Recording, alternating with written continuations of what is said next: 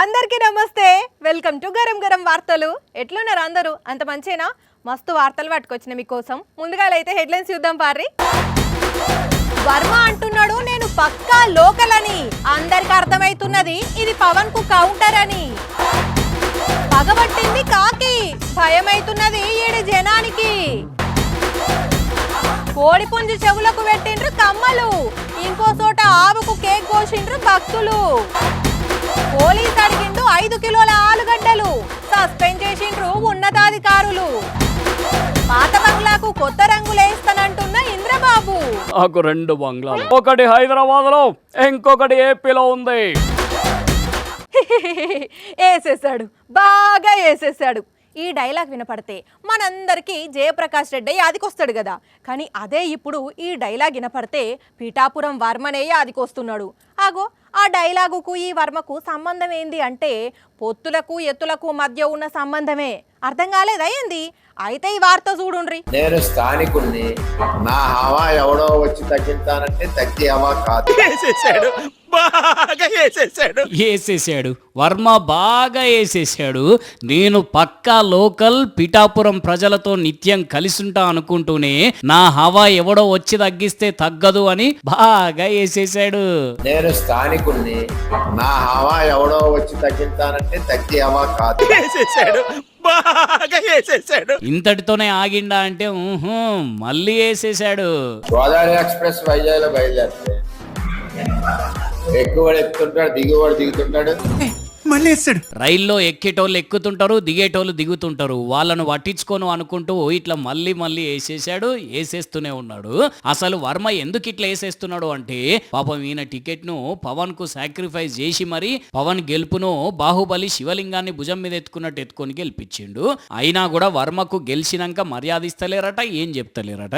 Varma car మీద కూడా దాడి జరిగింది. ఇవన్నిటికి తోడు మొదటి విడత లిస్ట్ లో ఎమ్మెల్సీగా వారే ఉంటారు. ఫస్ట్ ఎమ్మెల్సీ వర్మకే అని చెప్పి అది కూడా ఇయ్యలేదు. ఇవన్నిటిని కూడా భరించిన వర్మకు ఇప్పుడు ఏకంగా జనసేన వాళ్ళు పిఠాపురంలో చెక్ పెడదామని చూస్తున్నారట. అందుకే నేను పక్కా లోకల్ అనుకుంటూ బాగా వేసేసిండు. నేను స్థానికుణ్ణి, నా హవా ఎవడో వచ్చి తగ్గించానంటే తగ్గి హవా కాదు. గోదావరి ఎక్స్ప్రెస్ వైజాగ్ లో బయలుదేరితే ఎక్కువడు ఎక్కుతుంటాడు, దిగువాడు దిగుతుంటాడు. పాముని కొడితేనో, పాముండే ఆవాసాన్ని చెడగొడితేనో, లేకుంటే పామును భయపెట్టించి పరేషాన్ చేస్తానో పగబడతాయి. ఎక్కడున్నా ఏం చేస్తున్నా వచ్చి కాటేస్తాయని పెద్దలు చెబుతుంటే విన్నాం. ఈ నడుమ కొందరిని కొన్ని పాములు 5-10 సార్లు కాటేస్తుంటే చూస్తున్నాం. మన గరం గరం వార్తలలో కూడా చెప్పుకున్నాం కదా. కానీ పాములే కోపం పెంచుకోవుల్లో. ఒక్కరిపై కాకిదాడి, ఇద్దరిపై కాకిదాడి, ముగ్గురిపై, నలుగురిపై, 5గురిపై, 6గురిపై, 7గురిపై, 8 మందిపై, 9 మందిపై, 10 మందిపై, 11 మందిపై, 12 మందిపై కాకిదాడి.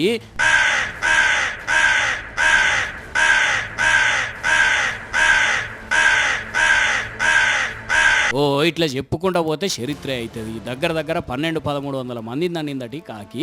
ఎవరన్నా చెట్టు కింద నుండి పోతే చాలు తన్నుడు తన్నాల్సిందే, జనాలు ఉరకాల్సిందే, చెట్టుకు ఎదురుగున్న దుకాణ పోలు లెక్క పెట్టాల్సిందే, వీడియో తీయాల్సిందేనట.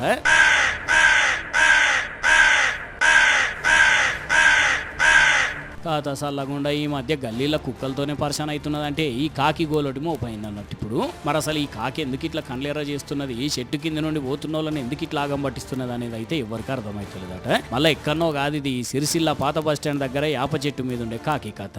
మరి జనాలంటే ఎందుకు కోపం పెంచుకున్నదో ఈ కాకి ఏందో గాని ఈ విషయం సిరిసిల్ల అంతటా తెలిసేసరికి ఈడికెళ్ళి పోవాలంటేనే భయపడుతున్నారు, కాకులను చూస్తేనే దాచుకుంటున్నారట కొంతమంది. మరి ఇక దీనికి ఏమన్నా ఈగ సినిమా లెక్క ఫ్లాష్ బ్యాక్ ఏమైనా ఉన్నదో ఏం పాడో కదా, ఎందుకు ఇట్లా చేస్తున్నదో. ఆయ్ మా గోదావరిల మర్యాదలే రండి. గోదావరి అంటే ఎటకారం ఎంత ఉంటుందో మమకారం కూడా అంతే 6 గింజలో ఉంటుందండి. పండుగలైనా పబ్బాలైనా ఇంటికి ఎవరు వచ్చినా ఆతిథ్యం స్వీకరించాల్సిందేనండి. మరీ ముఖ్యంగా కొత్తగా అల్లుడు వస్తే అయ్ బాబోయ్ అల్లుడు గారు ఊహించినంత రేంజ్లో ఉంటుందండి. అంతకంటే పెద్ద పండుగ మాకోటి ఉండదండి. ఆతిథ్యం అదిరిపోవాల్సిందే. ఇంతకు వార్త ఏందో అర్థమైంది కదా. ఎస్, అదే వార్త చెలో కాకినాడ అండి. అయ్య బాబోయ్, మీకు కూడా నోరు ఊరిపోతుందా? కొంపదీసి కుట్టుకున్న నోట్లేసుకున్నారు సుమి. ఇవన్నీ మీకు కాదండో. ఇదిగో ఇక్కడ కూర్చున్న కొత్త అల్లుడు గారికి ఏంటండి అల్లుడు గారు అలా సిగ్గుపడిపోతున్నారు? మీకంటే పెద్ద అతిథి మాకెవరున్నారు చెప్పండి? ఒక పట్టు పట్టండి.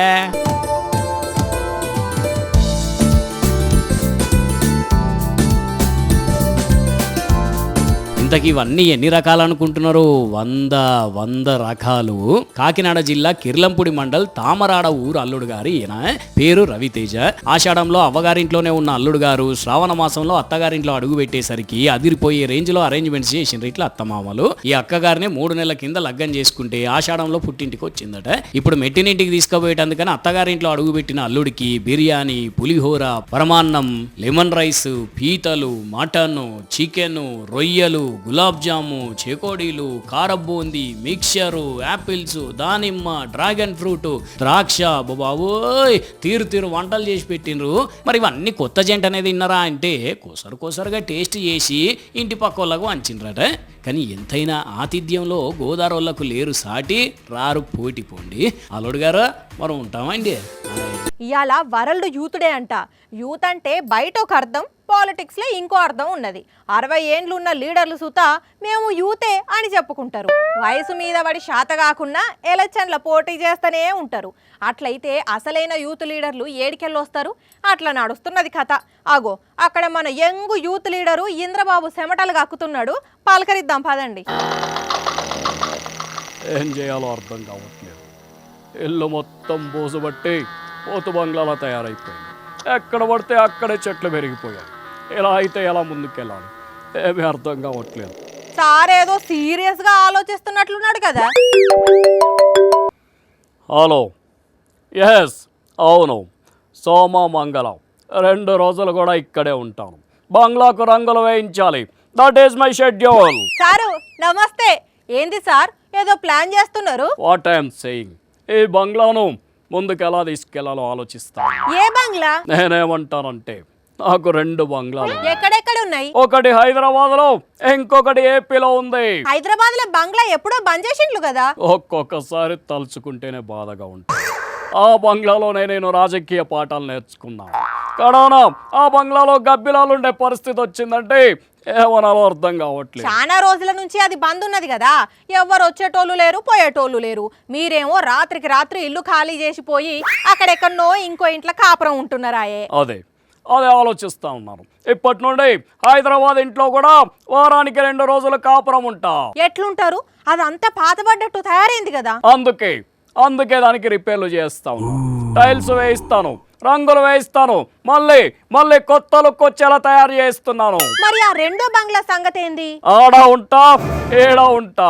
ఇక్కడే ఉన్నది సార్. ఆయన కాడికి మొత్తం అమ్ముకొని ఆడికే పోనుంటిది. ఆగు, ఏంటి అమ్ముకునేది? ఈ బంగ్లాను రిపేర్ చేయించి ఇక్కడ ఒక మంచి బిజినెస్ మొదలు పెట్టాలనేది నా ప్లాన్. దట్ ఈస్ మై ఆలోచన. పోనీ అక్కడున్న బంగ్లా ఎవరికన్నా కిరాయికిచ్చి మొత్తానికి ఇటే షిఫ్ట్ కావచ్చు కదా. అలా కుదరదు.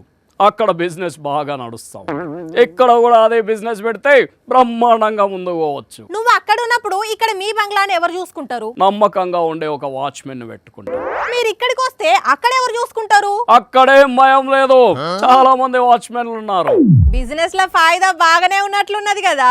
నువ్వు 2 బంగ్లాల ముచ్చట చెప్తున్నావు. అక్కడ చంద్రబాబు కూడా అదే ప్లాన్లు ఉన్నాడు. తెలంగాణలో పార్టీని బలంగా తయారు చేస్తాడట. ఏపీలు ఉంటా, తెలంగాణలో ఉంటా అంటున్నాడు. ఇను ఒకసారి తప్పకుండా ఇక్కడ తొందరలోనే పార్టీని రీస్ట్రక్చరింగ్ చేస్తాం. ఇన్నరా? చచ్చిపోయిన పార్టీని మళ్ళా లేపి కూర్చోబెడతాడట. ఏహే, తెలంగాణలో టీడీపీ దుకాణం ఎప్పుడో క్లోజ్ అయింది. ఇక అది మళ్ళా లేచే ముచ్చట లేదు. ఆ మాసకోసారి పుణ్యానికోసారి హైదరాబాద్కు వచ్చిపోయే చంద్రబాబు క్రేన్ పెట్టినా లేపినా అది లేవదు అని అంటున్నారు కొందరు విశ్లేషకులు. ఏం చేస్తాడో చూడాలి. పిల్లలు కష్టంతోని కాదు, ఇష్టంతోని రోజు బడికి రావాలని చెప్పి పాఠాలతో పాటు ఆటలు కూడా ఆడిస్తుంటారు టీచర్లు. దానికో సెపరేట్ క్లాస్ కూడా ఉంటుంది. పిల్లగాండ్లు ఆడుకున్నంతసేపు కూడా సంతోషంగా ఉంటారు. ఆరోగ్యానికి ఆటలు మంచివి కూడా. అయితే హన్మకొండలున్న గీడో సర్కారు బడిలా పిల్లలను ఓ వెరైటీ ఆట ఆడిస్తున్నారు. పుస్తకంనే నెత్తి మీద టోపీ లెక్కన పెట్టించి అందరినీ లైన్లో నిల్చోబెట్టిండ్రా. ఇదే కొత్త ఆట. ఇక ఆడుండ్రా పిల్లలు. ముంగడి చిన్నోడు అవుట్, వాని ఎన్నుకున్నోడు కూడా అవుట్. ఇట్లా నెత్తి మీద ఉన్న పుస్తకం జారి కింద పడితే కూడా అవుట్ అన్నట్టు. కంటిన్యూ. అగో ఆ లైన్లో ముగ్గురు, ఈ లైన్లో ముగ్గురు అవుట్. పక్కకు వనరా చిన్న. ఆ మిగిలిన వాళ్ళు కానియాలి. ఇక అగో ఆ నడిమిట్ల తమ్ముడు కూడా అవుట్. ఇడిదికి ఒక్క తమ్ముడే ఉన్నాడు, ఇటు లైన్లో 4 ఉన్నారు.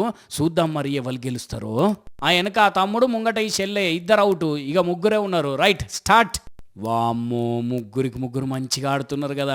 అయ్యో, వెనుక చెల్లె పుస్తకం పడిపోయింది. ఈ ముంగటి తమ్ముంది కూడా పక్కకు జరిగింది కదా, పడిపోయేటట్టే ఉన్నది. అబ్బా, పడిపోయింది పో. ఇగో ఈ తమ్ముడే విన్నర్.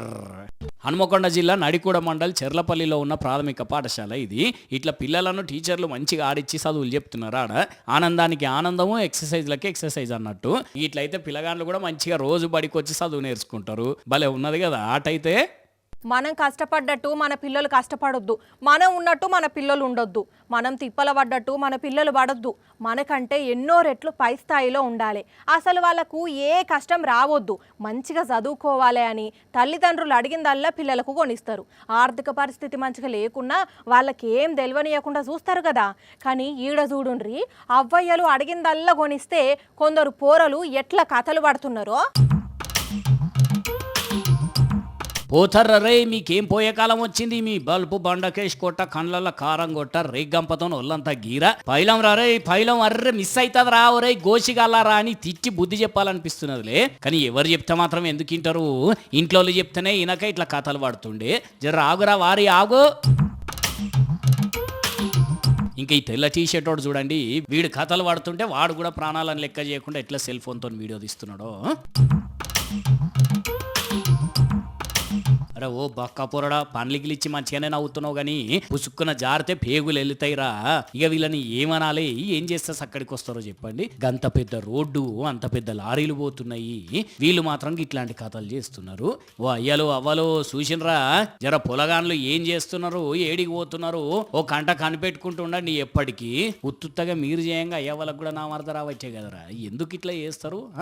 ఏం పొలగాన్లు ఏమో పరి. ఆఫీసర్లు, మీరు తిండికి తిమ్మరాజులు, పనికి పోతురాజుల్లా కూసుంటే మా బాధలు ఎట్లా పోవాలి?